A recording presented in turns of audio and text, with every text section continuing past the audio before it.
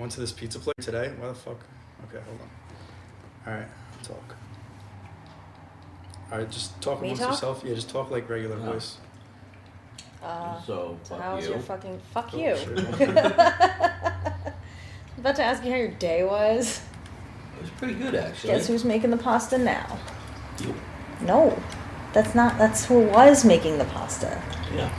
All right, so that's about the level. Okay. Okay, we're good. Hold on. Yeah. All right, talk like as loud as you're gonna talk. Like if you're to get excited. Get excited. Not as loud as it's gonna go. Yeah. All right, perfect. So earlier today, I went to this vegan pizza place in Asbury. It's actually very good. You guys should check it out. But they have this gluten-free vegan pizza, and that thing's doing a number on my stomach. So I really want to do this really well. So let me take care of that because, we got so much to fucking talk about. Anthony, we started a business. Like, I hope you're ready for business ownership in your life. Like, I hope you're responsible enough as a human being where you can handle success. You know him? Yeah, right? Holy shit. Yeah. So now's the time to fucking put your big boy shoes on. All right, Damn. Let's do it. Because I got a client. I got our first client without even trying today. Do you even know about this? No. No. All right, catch her up. Tell me what happened while you were there. Wait, what? So, which he wants to make wind turbines. Because he doesn't think Right. that. I think I remember you talking about that at some point. Because not many people are really doing it. But before that happens, so we're gonna make like kind of like off the grid hydroponic systems. Okay, how the fuck are you gonna do that? Well, I'm just gonna set up the either solar or turbines and the battery backup system and all that, and then it's just gonna power the pump and the lights, and ta-da! You can grow vegetables wherever you want, or herbs or whatever.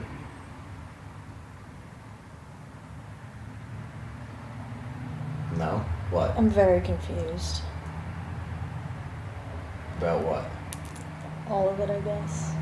So you just get I think his friend got a insulated 18-wheeler trailer, or you could get a shipping container or whatever and just put solar or turbines or both on top of it, and then use that to just power the lights and the pump that pumps the water. I guess some kind of filtration system. That's not the part that I'm gonna be doing, obviously. And then you just can grow fucking all kinds of vegetables and herbs and shit. In the container? Yeah. You know that wall that they have at the basement bar? Of plants, the wall of plants. Yeah. Yeah, like that. Is this for people to live in that container also? Or no. They're not living in the container. It's just a portable garden. But you're probably not going to move it anywhere. You just put it somewhere and then fucking... How do you get it out to wherever you want to put it? It's a 18-wheeler trailer. You just fucking drive it wherever.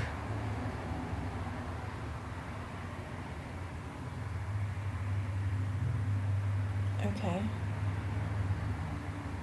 So you're gonna install the thing on the prototype, I guess? Or whatever you're doing? I don't think it's a prototype. I don't know. It keeps changing. It goes full speed all day, every day. I guess. Yeah. What's up?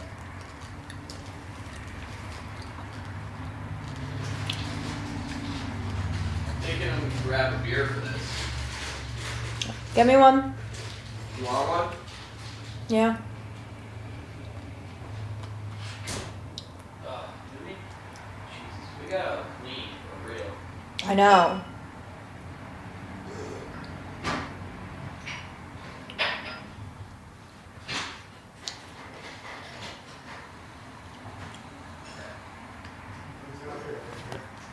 Are you fucking not? So, I wish I knew more about this Neo 120 so I wasn't wiping my ass with toilet paper like a caveman. Oh, it's just, you just turn the knob. How does it work? So this is a bidet? Yeah. Oh, wow. Yeah, the first knob, the other knob, I think it says like cleaning or rinsing. Where is, so or something. I guess before you do anything with a bidet, you should probably test it out in someone else's house. Like, should you be shown how to do it, or should you just, like, how does that work? What's the proper etiquette for a bidet? You just turn it and it shoots you in the butthole. So in Thailand, what I really liked is they had a bum gun, and the way that worked is that was something on a hose with a handle, and you went up there and you sprayed it clean. Oh. That's a very I like that method a lot, actually, because and then what they do, because the plumbing isn't very good, so they have to do it that way, and the paper is just to dry yourself afterwards. Yeah, that's what the paper's for. Yeah. So that's what Yeah, they I did would there. just slowly turn it. Don't like just test it out because it'll shoot you in the face or the dick or the mirror. I thought it was kind of like a little, kind of like a nice little water fountain. Didn't you take a video No. of it at my birthday party?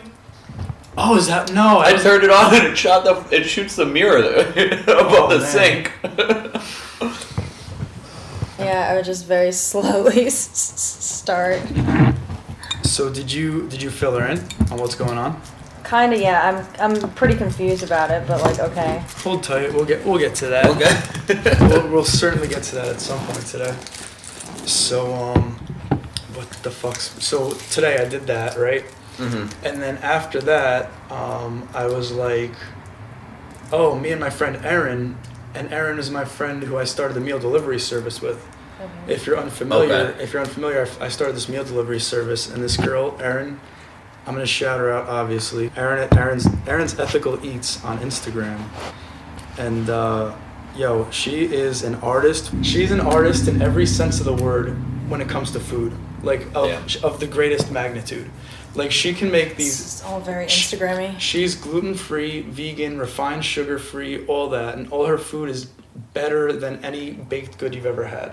Damn. Like, and it's I want to say the word healthy, but it's not definitely certainly not bad for you, you know. But like and everything, and so we started the meal delivery service, and this week we made zucchini noodles. Like we spiralized them and she made a pesto sauce. It smelled amazing.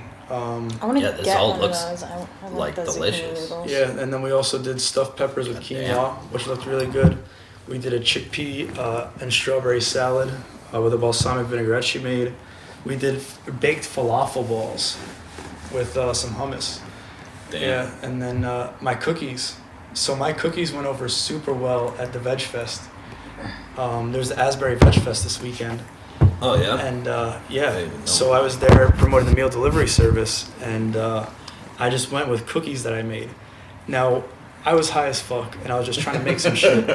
So I wanted something that was like an oatmeal cookie. So I put almond butter in oats and mixed them together.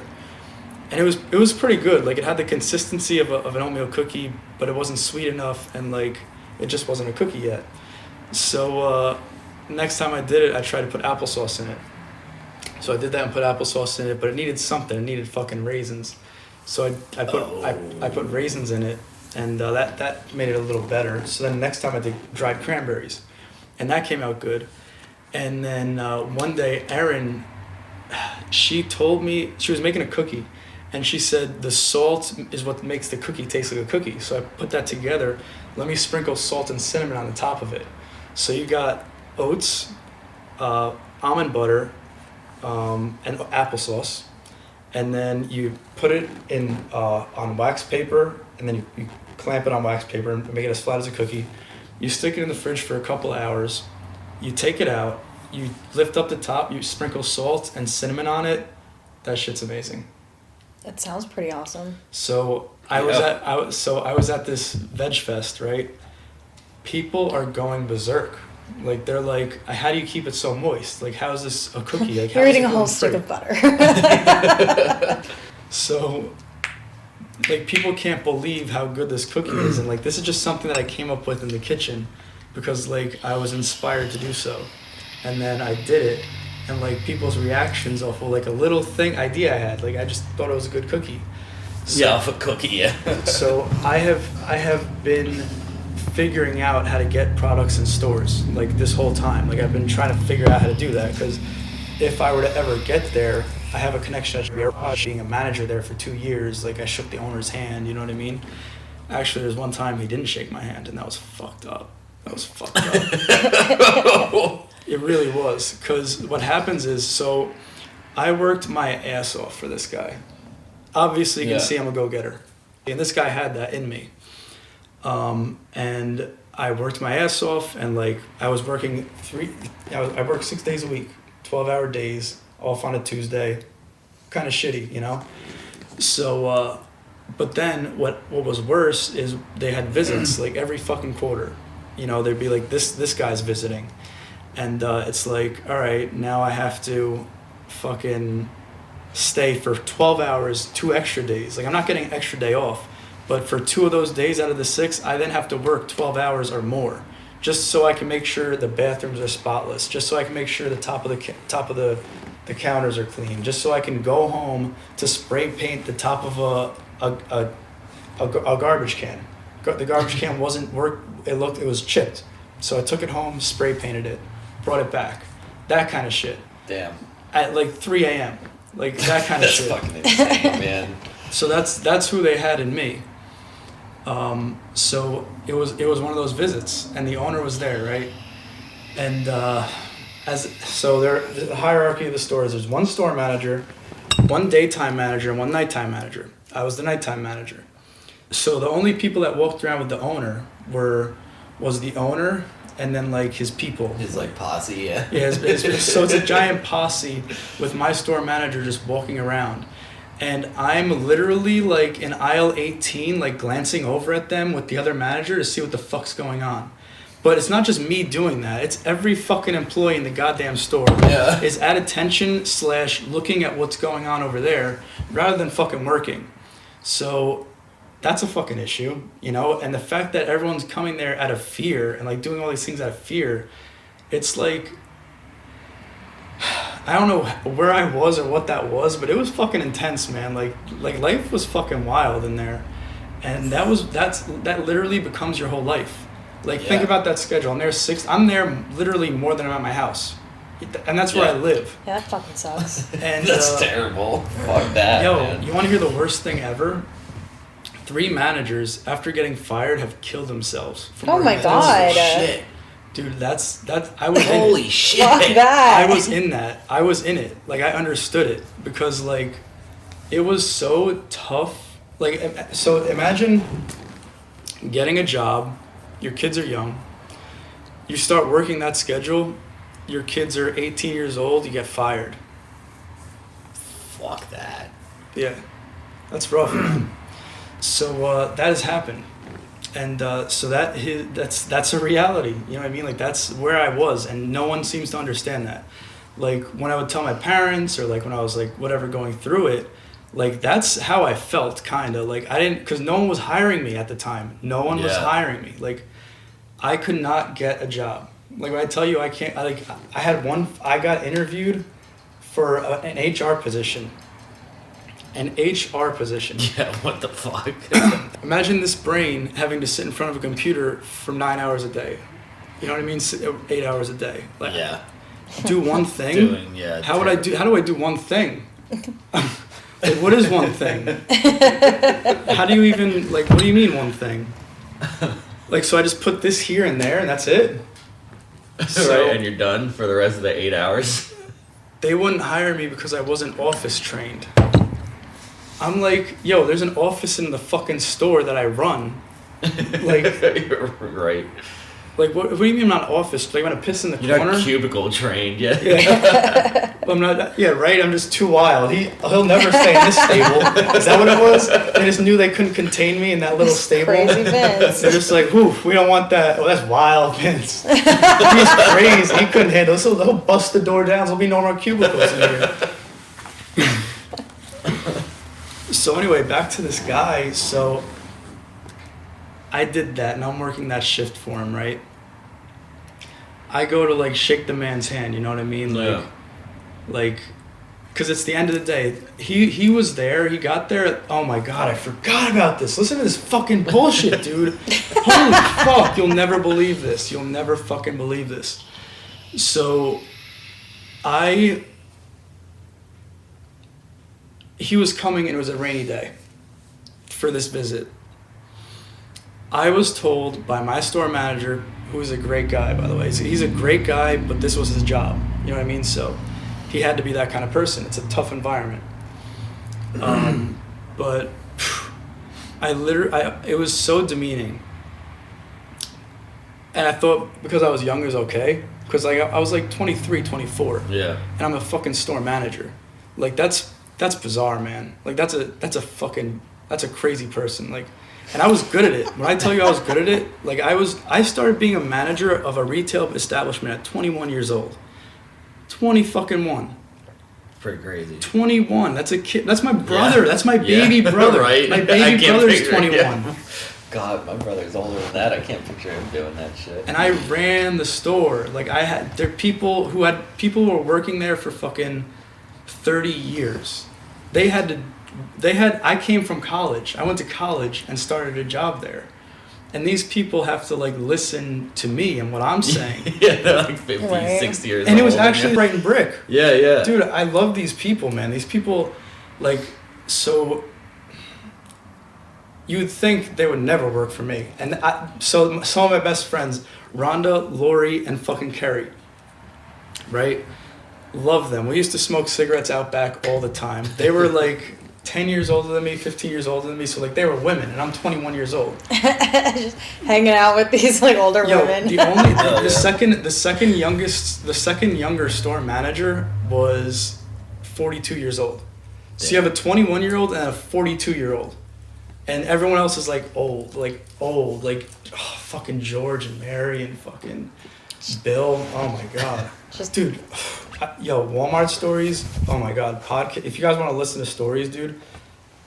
If you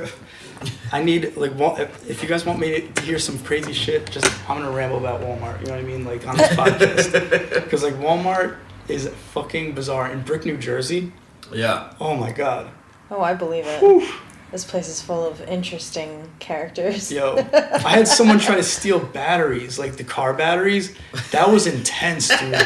Yo. How do you hide that? Dude, it was the overnight shift. Me and Rhonda were there. And someone goes, hey, there's someone out back. Like, I think we were having cigarettes or something, and someone told us there was someone out back with a van. And we're like, what the fuck?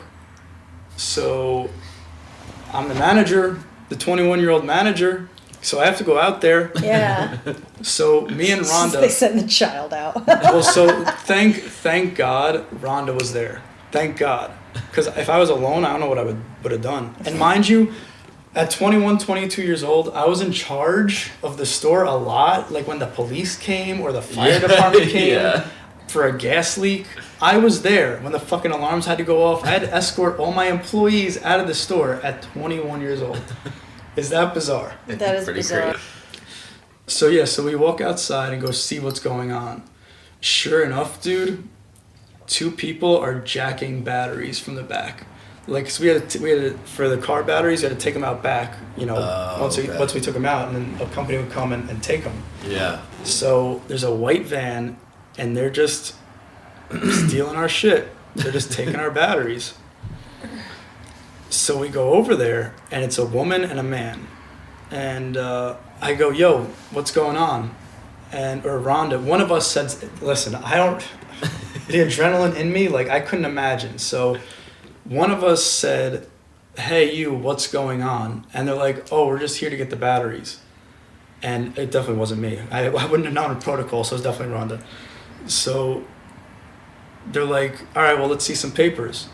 And he goes, all right, baby, get the papers. And then they go in the van. So they get in the van, and then they drive off. Yeah. So, but I was okay with it the whole time. Like, I never felt that I was in danger. I was just really, this word isn't scared. It's just like, it's so unknown that it's just such an intense feeling. Yeah. Because, like, I know what I'm capable of, but I don't know what is going to happen. That's the feeling I had. Not that there was any fear, or not that I was scared or worried. It was just, what's going to happen next?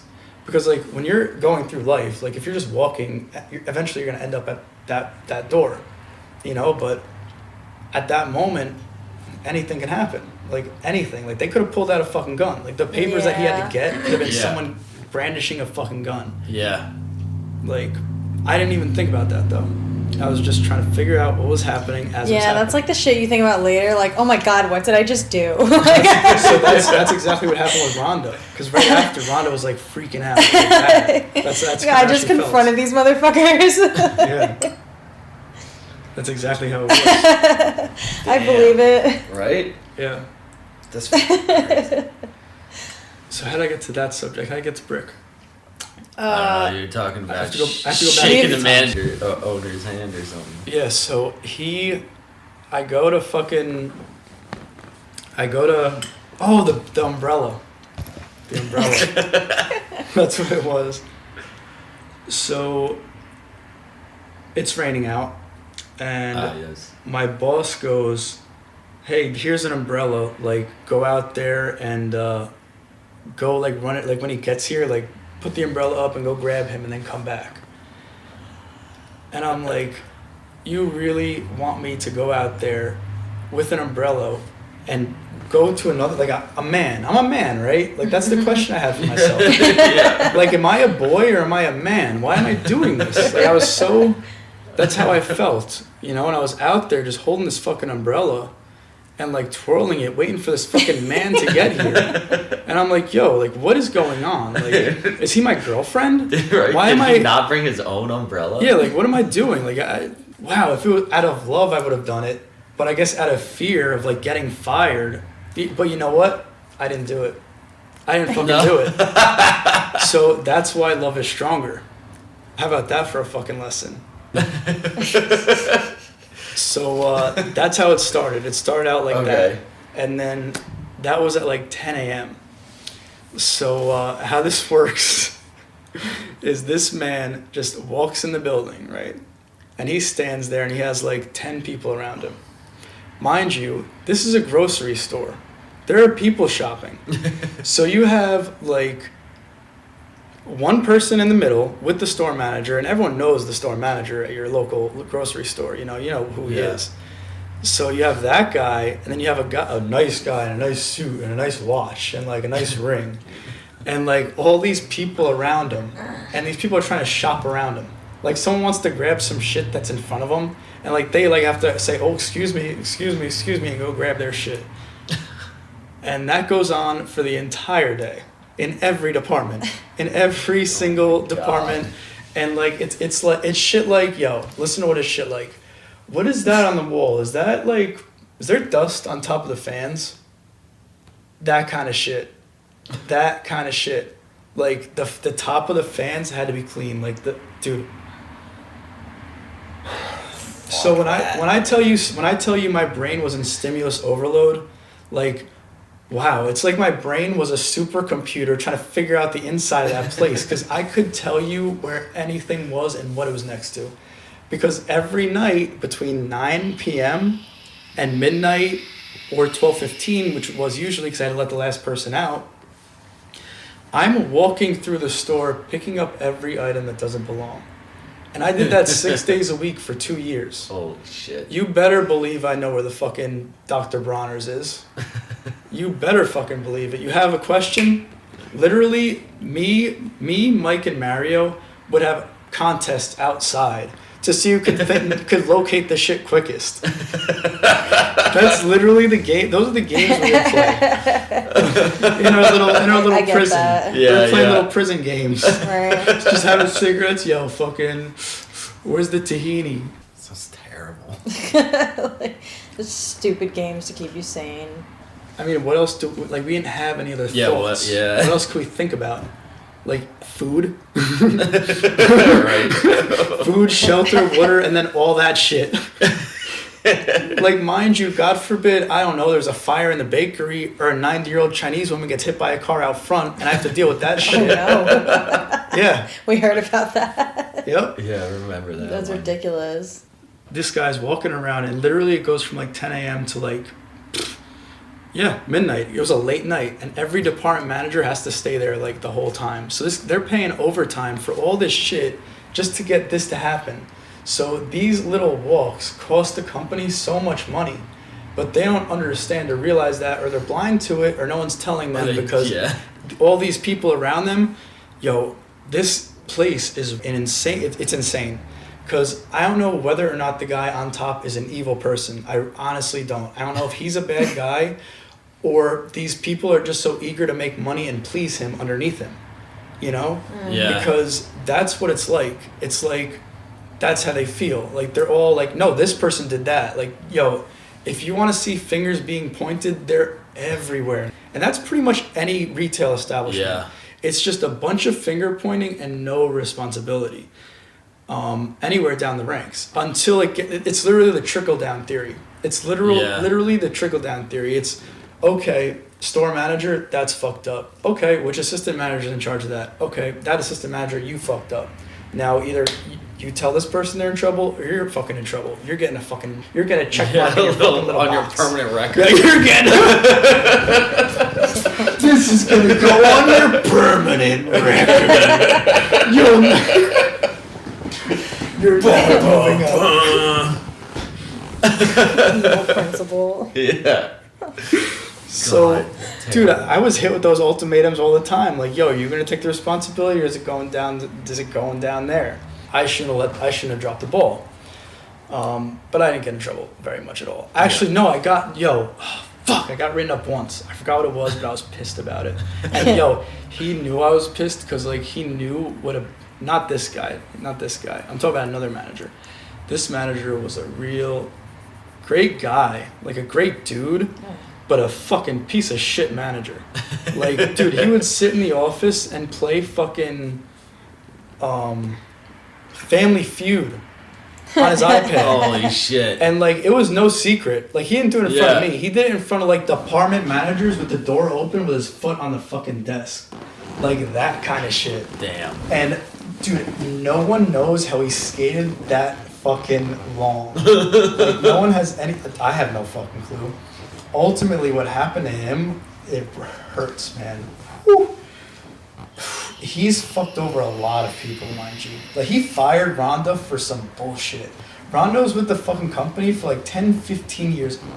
Oh, brilliant manager. She could fucking tell you you're a bag of shit to your face and not be joking about it, but then you also knew she loved you. Because she would pick you up from work. She would pick you up if it fucking was snowing. She'd go to your house and grab you. And she's a beautiful human being, but a fucking monster. I would not want to work for Rhonda. She would yell and scream and she would get her way, man. That's how she got her way, and she did it. So it really worked out, man. But a lot of intense moments in living that life. That's a lot of an employee being yelled at like that. They're not gonna like it, because let's be honest, retail is just a horrible. It's an opportunity for tension. Yeah, retail's a tough thing to go through, and I literally in my mission in life, I've wanted to bring those people with me because working in retail, there's some of the smartest people I've ever met in my whole fucking life in retail, but they just had a bad break. They're just they're just stuck there. Everyone out there doing it, man, it fucking gets better. It gets better. You'll figure it out. I promise you. It's just a tough time in your life, but God damn, does it get better. Just have faith. It doesn't matter if it's faith in Jesus, if it's faith in Buddha, if it's faith in Allah, if it's faith in yourself, if it's faith in a fucking chair. As long as you feel that intense feeling of faith, that thing will manifest. No matter what the deity is you're believing in.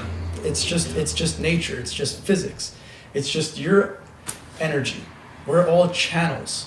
We're all just channels of energy, and we can connect better. We can clear the channel for our higher selves to connect with ourselves, to come here and do the shit we're doing. And that's what you need to do, you know, like have faith that you can do whatever you want to do.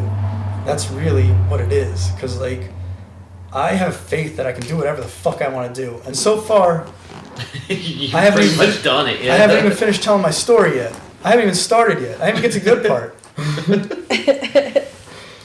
So, this is happening, right? These walks are going on. This company's losing money. And me as an employee, I see that. Oh, yeah, whatever. So, I see that. And so it's like 12 o'clock and this walk is finally over. And so I had to buy Dunkin' Donuts for him earlier in the day for some fucking reason so that he could drink it. So I bought it for him at 8 o'clock before they closed. He goes to leave and, like, it's kind of like, okay, like, you get to interact with him now. Like, wow, like, you know, like, here he is. He's going to thank you for everything you had to do. And it's kind of like, okay, hey, how are you? I'm like, I'm great. He's like, so what's your deal? I'm like, well, you know, I was a manager at Walmart, and I was a manager there, and then I kind of got a job here, and now I've just, like, been working an overnight shift. He's like, all right, yeah, well, I'm glad to have you aboard. You're obviously a really fucking smart kid. So, like, he didn't say anything wrong, he didn't say anything great, whatever, you know. So then he talks to the other guy, Mario, and Mario, oh my God, dude, Mario is easily one of the most brilliant people I know. He came here from, he's pretty sure it's Nicaragua. Didn't speak the language. He got a job at Airposh that his sister got him because his sister worked at Airposh, and he didn't speak a word of English. His sister told him, just say the word yes. Just say the word yes when she asks you a question. So they have the interview, whatever, and the interviewer asks Mario a question, and he just says the word yes. Sure enough, they hire him. So he goes outside and he starts pushing carts, not speaking a lick of English. He started watching movies and learned English, and then started working inside in maintenance. He was really good at it, right? So eventually they put him in charge of maintenance. So this guy, Reddy, went from not speaking English as a car pusher to the head of maintenance. So he then realized there's a more efficient way to do what they do at night. So he implemented this system in his store on how to clean the store. So he did that, and the higher-ups noticed. So they then told him he has to go from store to store teaching this program to the other company, to other places in the company, and, you know, that's how it would work. And he would do what he did and put one person in charge and have them run the crew the same way he did. So he pretty much went around replicating himself in this company, leaving an imprint on the company in every store. That's crazy. That's pretty sweet. Crazy. Yeah. So from then, this guy starts, like, learning a lot about the store. Like, obviously, like, he's been in the store he knows where everything is. He knows how it operates. He knows every department, because in every department people are working. So obviously he's paying attention to what's going on in the department, you know. Yeah. So eventually he's the head of maintenance, and, like, then he kind of becomes the head of the store, kind of, you know. And, like, if the manager's, like, has to run out, whatever Mario can cover, you know, if in case of an emergency. Sure enough, this starts happening regularly, where this guy is now finding himself closing the store.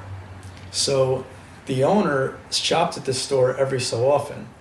One day, the owner comes in this store and he has a mini walk. So that's another thing you have to worry about at this place. You have to always be on edge, because he lives in New Jersey. So he pops into stores sometimes. And when he pops into a store, it's not good. He's going to say, hey, I went to aisle 10, and why was that shelf, why was there nothing in that spot on that shelf in aisle 10? Where, is it on the overhead? Is it in the back room? Is the department manager not ordering it? Grab a gun. Let me see a gun. Let me see. Boop. Boop. It says you have in the back. Why don't you go check and see if they're in the back? That's what you had to, like, worry about at any given moment. Right. Not only from him, but from every other person in the company that was above you. That's kind of what you had to look out for. But luckily, being on the nighttime shift, like that wasn't likely to happen, and it only happened like every so often with me. Never with the owner. Goddamn, lost the train. Where'd it go? Where's it going? Ooh, the Mario train. Amazing guy. So he's going around leaving his imprint on these stores, you know, and doing all that. So, right, so the owner comes in and sees this guy Mario in charge. Yeah. So Mario does the same walk around with the store mat with the owner, and he's just head of maintenance. Mario thinks it goes well because like every question he had, Mario answered all that shit. He goes to work the next day and his phone is blown up. Everyone's going like it was apparently like World War fucking III in there. Holy where shit. like fucking why was a head of maintenance closing the store? We can't have that. It's a fucking liability. This, that, and the other thing. Blah blah blah blah blah. Right? Crazy. So Mario then has a meeting with the head of HR, and the head of HR goes, "Listen, Mario, that was not supposed to happen. That is never supposed to happen. Okay, you were not like you can't just leave. You can't be in charge of the store. So you have two options right now. Either you get promoted or you get fired, and you have like 2 hours to think about it." So this guy then took the position of an assistant manager. And from there, he is the best manager I've ever met. He is the most dedicated human being to whatever project it is you give him. Like, this guy is amazing. Think about what I just told you. And like, these people have that in him. He's like brilliant, dude. When I say brilliant, That's pretty like fucking that's brilliant. Like, to come from, he was born during a war. There were bullets going through his house. Holy shit. His dad had to grab him off a bed and pull him down God. so the bullets wouldn't get him. He told me it was like being just in the middle of the ocean and there are just sharks around you and you just never know when one's gonna get you. But think about the heights that he's at now. Like, he has food. Right. He can eat whenever he wants. Like, that, he used to not be able to do that. Yeah. Like, he used to not have shelter, you know? Like, that's, and like to come, and so me and him have met in life. A person who was born in New Jersey, and I am at the same level as this human being. You know, like, we're both at the same point, but like, how did we meet there? You know, like, how did he, like he was swimming for so much longer, and like, I was there. And I've always said, like, my parents have come from Italy, and they came here with literally nothing. Like, they didn't have anything. My dad slept on a bed with 3 of his family members, you know, like his brothers and sisters. So if he can go from that to living in the house we live in now, you know, like, I would be doing my family a disservice if I did any less. Like, I should do at least the same or better. But if I stay the same, I'm not doing my family a service either. So that's why, like, I aspire to, like, do those gigantic things. So, that being said, those are the 2 people this guy has working for him. All right? So he goes to leave, and he shakes Mario's hand. He grabs his coffee. So now he has 2 hands with coffee in them. You know what he gives me? He doesn't give me a handshake. He doesn't put the coffee down. Elbow. He gives me a nod and a coffee lift for all that work I did. For everything I did for this man. This is his moment to meet me. This is his moment to meet this person who's done so much work for him, and like, for me to meet him, you know? And then as a man who was going to stand outside and walk you an umbrella, you don't even shake his hand. Right. So he just forgot who he was. That's really what it boils down to, because this man also, I heard stories from like old timers who said he used to come in with a 6-pack and like bake with them. Because he was in charge, he was like a kid back in like the 70s, like a kid like in his 20s, where you could smoke cigarettes in the aisles. So he was bringing a 6-pack and just like hanging out with the guys and like working late and baking. And then something happened where he just got blinded. And then all of a sudden he's the same guy who's like losing all this money, having a walk, that doesn't make any sense, and like having people fear him. And like I said, I don't know if it's because he's a bad person or if it's because the people around him are just greedy motherfuckers who are just trying to get money out of him. That's really what it is, maybe. Maybe it's just a bunch of sharks circling around this fucking guy.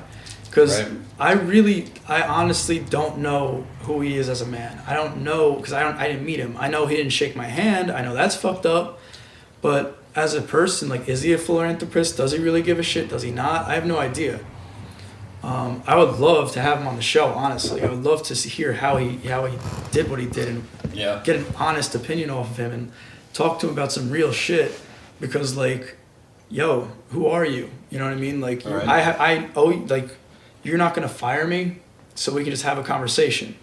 So let's chat. You know, what are you really like? Because I think it would be good for him to let everyone in the company know who he is, at least. Yeah. You know, like, this is how it runs. This is how it is. What do you have to say? That would be a big mirror for me to hold up. It's a pretty big jump. That would be pretty sweet. Like, I understand I have that ability. Like, if I can reflect, I typically reflect good. I can usually bring out the best in somebody. Yeah. I can also challenge you. I can also be very challenging. And that's what I've noticed about myself. I'm very challenging to myself. That's why I am where I am. Because, like, I'm so hard on myself. So it must have been tough being my parent, because you have to parent someone who's that challenging. And that's kind of what happens when a lot of these people, like, have a tough time with their parents. Not that me and my parents ever had a tough time or whatever, but, like, there's a lot of resistance when trying to do something because they want to force their will on you and you want to go do what you want to do.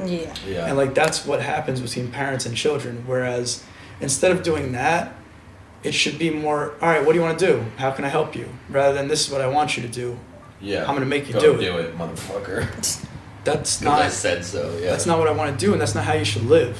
You shouldn't live for anyone else. You shouldn't have anyone else's voice in your head aside from yours. Yeah. Your own voice telling you what you want to do, not like them telling you that's probably not a good idea in your head.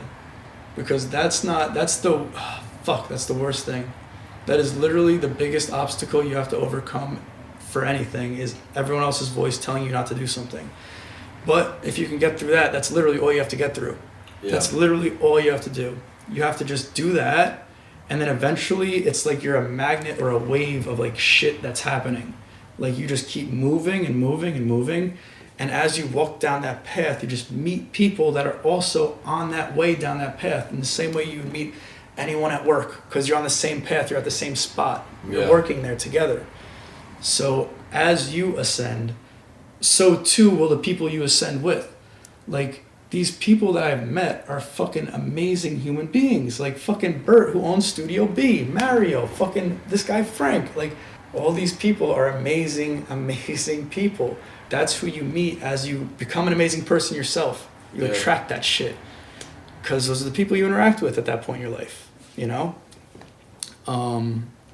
So don't be afraid to, like, fucking go out on your own for a while. Because, like, there are a lot of friends who, like, right now, if they heard the shit I was doing, dude, their fucking heads would explode. Like, I'm sure their heads are exploding, and, like, that's only the shit that I've done already that I've posted about. Right. Like, Christina, you don't even know what me and Anthony have going on. And I didn't even get to the fucking story yet. Oh, no, I'm done with that guy. That's it. That's the whole story.